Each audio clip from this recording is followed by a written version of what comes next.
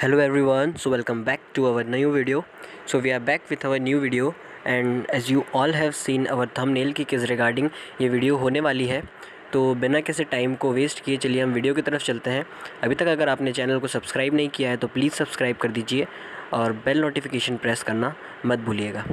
सो जैसा कि आप देख सकते हैं थंबनेल में कि जो वीडियो है वो रिगार्डिंग होने वाली है कि डीएवीवी सीटी और जो अदर एंट्रेंस एग्ज़ाम्स होती थी अलग अलग कॉलेज के एडमिशन्स के लिए, अलग अलग यूनिवर्सिटीज़ के लिए, वो एग्ज़ाम्स कैंसिल हो चुकी हैं और उन्हें रिप्लेस कर दिया गया है CUET 2022 के साथ।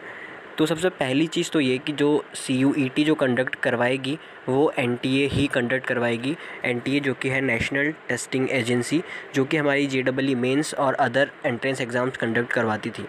बहुत सारी CETs ऐसी होती थी जो खुद की गवर्नमेंट जहाँ का भी वो यूनिवर्सिटी है वो कंडक्ट करवाती थी, और बहुत सारी CETs ऐसी थी जैसे जिसके अंदर DAVV सीटी आती है जिसको NTA के हाथ में दे दिया गया था। बट अब DAVV एग्जैक्टली जब मैं DAVV सीटी की बात करूँ तो DAVV सीटी जो है वो शिफ्ट कर दी गई है किस में, हमारी CUET के अंदर, ठीक है, जो कि ये कॉमन यूनिवर्सिटी एंट्रेंस टेस्ट होने वाला है। सो हम आज इसके रिकॉर्डिंग बात करेंगे। और एक चीज़ और थी यहाँ पे कि जैसे DAVV सिटी में 3 ग्रुप्स हुआ करते थे। ग्रुप ए में जो होते थे वो PG कोर्सेज के बच्चे होते थे, पोस्ट ग्रेजुएशन के बच्चे होते थे जिनको अपने अंडर ग्रेजुएशन के बाद पोस्ट ग्रेजुएशन की डिग्री करनी होती थी। सो उनके लिए तो CUET होती नहीं है, क्योंकि CUET जो है वो सिर्फ अंडर ग्रेजुएशन के लिए होती है, जो कि हम 12th बाद करते हैं, जो हम डिग्री का कोर्स करते हैं हमारी बैचलर्स का, तो वो सिर्फ उन्हीं के लिए होती है। तो PG कोर्स वालों को क्या होगा उसके बारे में भी हम इस वीडियो में बात करने वाले हैं। उसी के साथ साथ हम इसका सिलेबस एज़ वेल एज़ जो पैटर्न निकला है अभी उसके बारे में भी हम बात करेंगे, ठीक है। तो सबसे पहले मैं आपको ऑफिशियल ब्रोशर जो निकला है इस बार NTA का CUET कंडक्ट करवाने के लिए उसकी तरफ लेके चलूँगा, और वहाँ पर मैं आपको एक एक चीज़ को पूरी ब्रीफिंग करूँगा, और साथ ही मैं PG कोर्सेज़ के बच्चों के लिए भी क्या है वो भी बताऊँगा। सो आई होप आपको ये पेज दिख रहा होगा। ऊपर आप देख सकते हैं नेशनल टेस्टिंग एजेंसी NTA जो है उन्होंने ये अपना नोटिस या ब्रोशर जारी किया है, जो कि इन्होंने सारी यूनिवर्सिटीज़ के साथ एफिलिएट करके जारी किया है, ठीक है। तो कॉमन एंट्रेंस टेस्ट जिसके आगे आप ब्रैकेट में साफ साफ देख सकते हैं कि लिखा है UG, that is for under graduate courses. आप हर जगह देख सकते हैं कि अंडर ग्रेजुएट कोर्सेज़ को हाईलाइट किया गया है, क्योंकि ये अंडर ग्रेजुएट प्रोग्राम्स करवाने के लिए ही होता है। तो जो भी बच्चे अपनी मास्टर्स डिग्री करना चाहते हैं वो प्लीज़ CUET का फॉर्म मत भरिएगा कन्फ्यूज़ होकर। बहुत सारे बच्चों को कन्फ्यूजन था, बहुत सारे लोगों ने पर्सनली कॉन्टैक्ट किया था। सो ये चीज़ आपको ध्यान में रखनी है, ठीक है। आपको आपके रिगार्डिंग जो भी इंपॉर्टेंट बात है मैं वो आपको बताऊंगा। सो अब ऑफ कोर्स अगर इसको NTA कंडक्ट करवाना है तो CBT बेस्ड टेस्ट होगा। CBT बेस्ड टेस्ट मतलब होता है computer based test. Computer based test का मतलब ये नहीं होता है कि आपको अपने घर पर बैठ के देना है। आपको सेंटर अलॉट किया जाता है आपके सिटी में, जिस भी एरिया में आप रहते हैं उस सिटी में जहाँ पे भी आपको आसपास का सेंटर आया वहाँ पर जाना होगा, और वहाँ पर कंप्यूटर बेस्ड टेस्ट आपको बिठाकर लिया जाएगा, ठीक है। एप्लीकेशन फॉर्म जो है वो उसके स्टार्ट हो चुके हैं कब, 2 अप्रैल से ही इसके स्टार्ट हो चुके हैं, और 2 अप्रैल से लेके यहाँ पर दिखा है कि 30/4/2022 तक की ये जो एप्लीकेशन फॉर्म है वो अवेलेबल होंगे। फिर भी इसकी डेट शायद एक्सटेंड कर दी गई है थोड़ी सी, ये अवेलेबल ऐसा सुना था कि 6 मई तक होंगे। सो आप अपनी एप्लीकेशन फॉर्म अगर आप क्लियर हैं, भरना है, तो आप ऑफ कोर्स अपनी 30 से पहले ही भर लीजिएगा, ठीक है। उसके बाद यहाँ पे जो एग्ज़ामिनेशन स्ट्रक्चर की बात कर लेते हैं हम एक बार बहुत जल्दी से, क्योंकि इसके बारे में तो आपने पहले भी कहीं और देखा होगा ज़रूर। तो जो हमारा एग्ज़ामिनेशन सेंटर है, सेक्शन है, इससे रिलेटेड बहुत सारी मिथ्स होती है बच्चों की, बहुत सारे कन्फ्यूजन्स होते हैं, हम सब कुछ दूर करते हुए आगे चलेंगे। तो सबसे पहले चीज़ कि इसको जो है 3 सेक्शंस में बांटा गया है, और उन 3 सेक्शंस में से भी जो पहला सेक्शन है उसको भी 2 पार्ट में बांटा गया है, that is section 1A and section 1B, ठीक है। फिर आता है सेक्शन 2 एंड सेक्शन 3।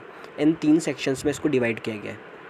अब देखिए आपको एक बात बता दूं मैं कि जो सेक्शन A है, सेक्शन 1 है, सेक्शन 1 में A और B 2 चीज़ है, ठीक है। तो सेक्शन 1 में जो A है वो वाला आपका कंपलसरी पार्ट है, और सेक्शन 1 का जो B है जिसमें 19 लैंग्वेजेस लिखा है वो कंपलसरी नहीं है, वो ऑप्शनल है।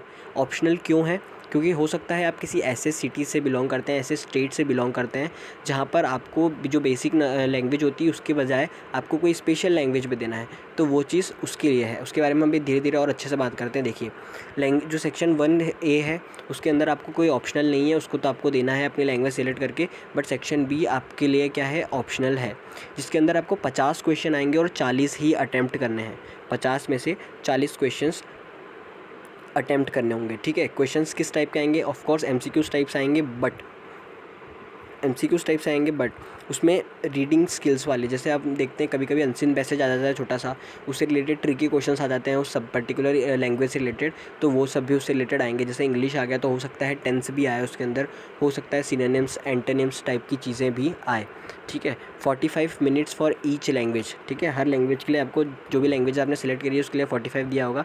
अगर आप हिंदी चाहते हैं तो आप हिंदी सेलेक्ट करिए सेक्शन 1 में, या इंग्लिश चाहते हैं, अगर आप इंग्लिश मीडियम के स्टूडेंट हैं तो सिर्फ इंग्लिश सेलेक्ट करिए, दैट्स इट। और सेक्शन 1B आप कॉमन स्टूडेंट्स के लिए नहीं है, उन लोग को जो वो स्पेशल लैंग्वेजेस जिनको चाहिए अलग टाइप की, उनके लिए है। उसके बारे में मैं आपको लैंग्वेजेस भी नीचे बता दूंगा कौन कौन सी लैंग्वेज किस किस सेक्शन में आती है। फिर सेक्शन 2 जो है वो बहुत ही इंपॉर्टेंट हो जाता है सभी बच्चों के लिए, खासकर जो बच्चे क्लास 12th के बाद कॉलेज लेने वाले हैं अपना। सो इसके अंदर 27 डोमेन्स स्पेसिफिक सब्जेक्ट्स हैं। डोमेन स्पेसिफिक सब्जेक्ट से क्या मतलब होता है आपका, कि आपका जो मेन स्पेसिफिक सब्जेक्ट है जिस स्ट्रीम में आप हैं, मतलब अगर कोई साइंस का स्टूडेंट है तो वो अपने सब्जेक्ट्स को सिलेक्ट करेगा, या तो मैथमेटिक्स या तो फिर बायो, उसके साथ फिज़िक्स केमिस्ट्री, या फिर अगर कंप्यूटर का ऑप्शन है उसमें, सो अगर आप IP के स्टूडेंट है तो कंप्यूटर भी, ठीक है। तो आपको ये सब जो आपके डोमेन सब्जेक्ट्स हैं वो आपको सिलेक्ट करना है। मैक्स टू मैक्स आप कितने सब्जेक्ट सिलेक्ट कर सकते हैं, दैट इज़ 6। कम से कम आप अपने 3 सब्जेक्ट तो आप ज़रूर करेंगे, जैसे फिजिक्स केमिस्ट्री और मैथ्स है। अब आप कोई बच्चा बोलेगा कि अगर मैं चाहूँ तो एक ही सब्जेक्ट सिलेक्ट करके दे दूँ, तो आपको एक चीज़ याद रखनी है कि जो सब्जेक्ट्स आप यहाँ पे सिलेक्ट करेंगे that will reflect in your answer sheet और marksheet that will come out, ठीक है। जो आपका रिजल्ट आएगा उसके अंदर रिफ्लेक्ट होगा आपने क्या क्या सब्जेक्ट सिलेक्ट किए थे, क्या क्या चीज़ को दिया था, और आपको जिस यूनिवर्सिटी में जाना है, आपको जिस भी यूनिवर्सिटी में जाना है अपने मन में सोच रखा है, उस यूनिवर्सिटी को एक बार देख लीजिए कि वो यूनिवर्सिटी बेसिकली कौन कौन से सब्जेक्ट मांगती है। उस यूनिवर्सिटी में जो कोर्स आपको करना है उसमें कौन कौन से इंपॉर्टेंट सब्जेक्ट्स होते हैं, तो उस सब्जेक्ट को आपको सिलेक्ट करना ही होगा, क्योंकि बाद में एडमिशन के वक्त आपको प्रॉब्लम आएगी अगर आपने वो सब्जेक्ट्स या उससे रिलेटेड सब्जेक्ट सिलेक्ट नहीं किए हों, है ना। तो आपको डोमेन तो करना ही, जैसे कॉमर्स का बच्चा है तो उसको अकाउंट्स, अपना इकोनॉमिक्स, और अगर बिजनेस स्टडीज़ है तो इन सब्जेक्ट्स को चूज़ करना ही होगा। और ये पूरा होगा हमारा NCERT 12th बेस के ऊपर। जो भी आप 12th में पढ़ रहे हैं सिर्फ एग्जैक्टली उसी के बेस पर होगा। और अगर आप JEE की भी तैयारी कर रहे हैं साइंस वाला स्टूडेंट होकर, तो आपके लिए ये भी अच्छी बात है कि आपकी इसकी प्रिपरेशन भी हो जाएगी, क्योंकि ये इसका लेवल जो है वो JEE मेन से ऑफकोर्स कम होगा, ठीक है। तो इसकी बहुत ही आसानी से हो जाएगी। और इसमें भी आपको 45 minutes for each domain specific subject, her domain specific मतलब हर एक सब्जेक्ट के लिए आपको 45 मिनट्स ईच दिए जाएंगे। उसके बाद जो सेक्शन 3 आता है वो पूरा का पूरा ऑप्शनल है, आपको लेना हो तो लीजिए, नहीं लेना हो तो मत लीजिए। बट यहाँ पर भी एक कंडीशन है कि आपको जिस यूनिवर्सिटी में जाना है आपको वहाँ का क्राइटेरिया देखना होगा कि वहाँ पर वो लोग एप्टीट्यूड टेस्ट मांगते हैं कि नहीं। अब और मेरा ये सजेशन है कि आप एप्टीट्यूड टेस्ट ज़रूर दीजिएगा, क्योंकि बहुत सारे कॉलेज, ज़्यादातर कॉलेज ऐसे हैं, क्योंकि देखिए जो DAVV CET होती थी एंट्रेंस टेस्ट, उसमें भी ये पावर पोर्शन होता था। तो DAVV में आप जाएंगे तो वहाँ पे ज़रूर जिन बच्चों ने इसका टेस्ट दिया होगा उनको थोड़ा सा सपोर्ट दिया जाएगा। और अगर आप कॉमर्स वाले स्टूडेंट हैं तो भी आपको ये चीज़ देना चाहिए, ठीक है। तो वैसे तो ये ऑप्शनल है बट आपको ये देना चाहिए। बट अगर आप नहीं भी देना चाहते हैं तो आप बिना दिए भी इसको ऑप्शनल है, क्योंकि ये कर सकते हैं। इसमें भी आपको इन लोगों ने थोड़ा सा फीचर दे दिया है कि 75 में से सिर्फ 60 क्वेश्चंस अटैम्प्ट करने हैं। DAVV में आपको ज़्यादा, CET में आपको ज़्यादा क्वेश्चंस करने होते थे DAVV CET में, बट इसमें आपको थोड़ा सा छूट दे दी गई है कि आपको इतना ही करना है। इसके अंदर बेसिक के जनरल नॉलेज, अवेयरनेस के क्वेश्चंस, एप्टीट्यूड, लॉजिक, रीजनिंग के क्वेश्चंस आते हैं, वो वाला पोर्शन आपको इसके अंदर कवर करना होगा। अब देखिए जो 13 लैंग्वेजेस की हमने बात करी थी, जो सबसे पहले आपको 13 में से जो लैंग्वेज सेलेक्ट करनी है उसके अंदर तमिल, तेलुगु, कन्नड़ा, मलयालम, मराठी, गुजराती, उड़िया, बंगाली, असमीज़, पंजाबी, इंग्लिश, हिंदी एंड उर्दू, ये सब एकदम बेसिक लैंग्वेजेस जो अलग अलग स्टेट्स में बोली जाती है। तो इनमें से आप कोई सी भी सिलेक्ट कर सकते हैं। ज़्यादातर बच्चे इंग्लिश और हिंदी सिलेक्ट करेंगे, बट कोई अगर पंजाब से है तो वो पंजाबी सिलेक्ट करेगा अगर उसकी अच्छी है तो।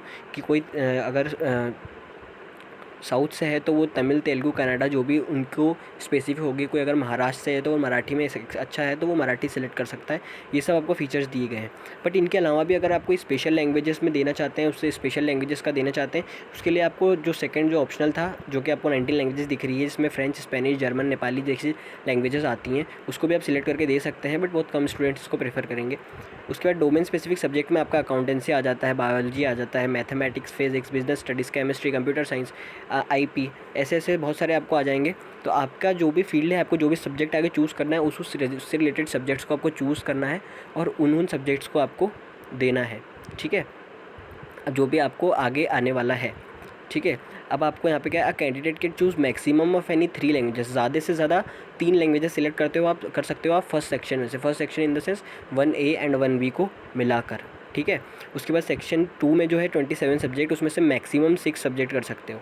ठीक है, मैक्सिमम। और फिर जो सेक्शन 3 है वो जनरल टेस्ट के लिए होता है, वो तो आपको पता ही है कि पूरा ऑप्शनल है, बट आपको देना हो तो आप दे सकते हैं। ठीक है, मोड ऑफ टेस्ट मैंने बता दिया, कंप्यूटर बेस्ड टेस्ट होने वाला है। टेस्ट पैटर्न जो है ऑब्जेक्टिव होगा, माइनस मार्किंग ऑफ कोर्स होगी। माइनस मार्किंग एंटी कंडक्टर आते तो होती है, अच्छी खासी होती है, तो माइनस मार्किंग के हिसाब से प्रैक्टिस करिएगा, गलत आंसर टिक नहीं करना है, उस हिसाब से प्रिपरेशन कीजिएगा। हम भी अपने बैच को प्रिपेयर करवा रहे हैं। हमारी जो DAVVCT की बैच थी, हमने उसको CUET में कन्वर्ट कर दिया है। हमारा ग्रुप ऑलरेडी फुल है, उसमें थोड़े से कैंडिडेट ऊपर नीचे हो रहे हैं। तो अगर आपको ज्वाइन करना है तो आप इस वीडियो के नीचे ज़रूर कमेंट कीजिए, तो हम आपको अपने ग्रुप में ऐड कर लेंगे, और हो सका तो एक और नया ग्रुप बना लेंगे, वरना उसको हम टेलीग्राम पे शिफ्ट कर देंगे, ताकि ज़्यादा से ज़्यादा मेंबर्स एक बार में हमसे जुड़ पाएँ। उसके बाद हम यहाँ पर बात कर लेते हैं आगे कि जिसमें आपको बताया गया है यहाँ पे कि जो लेवल ऑफ़ क्वेश्चंस होगा वो क्या होगा। तो level of questions of course आप 12th पास हैं तो 12th के बेस का ही होगा। तो जैसे कि मैंने आपको पहले ही बताया कि आपको 12th बेस पे अगर आप JEE की प्रिपेयर कर रहे हैं एज ए साइंस स्टूडेंट तो आपको प्रॉफिट है। साथ ही साथ में अगर आप कॉमर्स के स्टूडेंट हैं तो आपको जो 12th का बेस पे अपने को पढ़ना है। आपने टर्म 1 भी दी है जो कि MCQs बेस्ड हुई थी, और 12th भी आपकी भी होने वाली है CBSE स्टूडेंट्स की अगर हम बात करें, और भी अलग अलग बोर्ड्स के, तो वहाँ पर भी आपको एडवांटेज होने वाला है। नंबर ऑफ़ अटैम्प्ट्स में जब बात कर लें तो इसमें एक बात आ जाती है कि जो ड्रॉपर स्टूडेंट्स हैं क्या वो इसको अटैम्प्ट कर सकते हैं। सो आपको एक चीज़ याद रखनी है कि जिस भी यूनिवर्सिटी में आप एडमिशन लेना चाहते हैं आपको उसका क्राइटेरिया देखना होगा। CUET जो है वो एक कॉमन एंट्रेंस टेस्ट है। जिस यूनिवर्सिटी में आप एडमिशन लेना चाहते हैं वो यूनिवर्सिटी ड्रॉपर्स स्टूडेंट को एडमिशन देती है कि नहीं करंट ईयर में, वो आपको देखना होगा। अगर वो यूनिवर्सिटी आपको देती है एडमिशन तो ऑफकोर्स आप एलिजिबल होंगे CUET देकर उस पर्टिकुलर कॉलेज में एडमिशन लेने के लिए। ठीक है, उसके साथ साथ आपको मैं एक बात बताने वाला था जो कि पोस्ट ग्रेजुएशन के स्टूडेंट्स के लिए था, कि जो पोस्ट ग्रेजुएशन होगा उसका क्या होगा। क्योंकि जैसे कि CET की बात हो रही थी, हम लोग CET की प्रिपरेशन करवा रहे थे, तो DAVVCT से जो हट के अब CUET हो गया है, तो जो पोस्ट ग्रेजुएशन वाले बंदे हैं वो क्या करेंगे। सो पोस्ट ग्रेजुएशन वाले बंदों के लिए एक बात क्लियर कर दी है कि DAVV में एडमिशन के लिए उनको देना होगी काउंसलिंग का फॉर्म भरना होगा, जैसे नॉर्मल काउंसलिंग होती है ट्रेडिशनल। जो काउंसलिंग होगी वो कॉलेज बेस्ड होगी। तो कॉलेज बेस्ड काउंसलिंग के अंदर हो सकता है कि किसी स्पेसिफिक कोर्स के लिए किसी स्पेसिफिक कोर्स के लिए वो लोग रिटन टेस्ट भी करवाएं। छोटा सा पोर्शन, एक छोटा सा टेस्ट जो कि एडमिशन के पहले होता है नॉर्मल जगहों पर, वैसा एक नॉर्मल रिटन टेस्ट करवाएं। उसके साथ साथ मेन जो है वो काउंसलिंग पे होगा। काउंसलिंग में क्या मैटर करता है, काउंसलिंग में आपके अंडर ग्रेजुएशन का जो मार्कशीट है, जो रिजल्ट है वो मैटर करता है, कैसा आया है उसके बेस पे आपको रिजल्ट मिलता है। बट हो सकता है किसी सब्जेक्ट पे जैसे जनरल एप्टीट्यूड वगैरह का आपका टेस्ट भी ले लिया जाए, रिटन टेस्ट। बट जो मेन जो आप ऑफिशियल वेबसाइट पर देखेंगे तो जो एडमिशन का जो वहाँ पे प्रोसीजर वो counselling plus written exam based on particular subjects लिखा हुआ है साफ साफ। तो आपका वहाँ पर काउंसलिंग का वेट करिएगा। जब भी काउंसलिंग आएगी उनकी ऑफिशियल वेबसाइट पर जाकर जिस भी यूनिवर्सिटी में आपको जाना है, चाहे वो DAVV क्यों ना हो, वहाँ से आपको अगर रिटन एग्ज़ाम आपके कोर्स में लगता है तो आपको वहीं पे जाकर देना होगा। उसकी इन्फॉर्मेशन आपको वही लोग दे देंगे। काउंसलिंग का फॉर्म आपको अवेलेबल हो जाएगा रजिस्ट्रेशन के लिए ऑनलाइन, तो वहाँ से आपको फिल करना है। ठीक है, so this was all about CUET। बहुत सारे बच्चों को डाउट्स थे, आई होप आपके डाउट क्लियर हुए होंगे। स्टिल आपके डाउट क्लियर नहीं हुए हैं तो आप हमारे व्हाट्सअप ग्रुप को ज्वाइन कीजिए डिस्क्रिप्शन से, और कमेंट करिए, मैं डेफिनेटली आपके हर डाउट का जवाब दूंगा। हमारी बैचेस ज्वाइन करनी है तो भी ग्रुप ज्वाइन कीजिए। अगर ग्रुप फुल हो गया है, आप उसको ज्वाइन नहीं कर पा रहे हैं तो भी कमेंट कीजिए, मैं एक नया ग्रुप क्रिएट करूँगा so that all can join that group. So आज की वीडियो के लिए बस इतना ही। अच्छे से प्रिपरेशन करिए और अच्छे कॉलेज में एडमिशन लीजिए। धन्यवाद।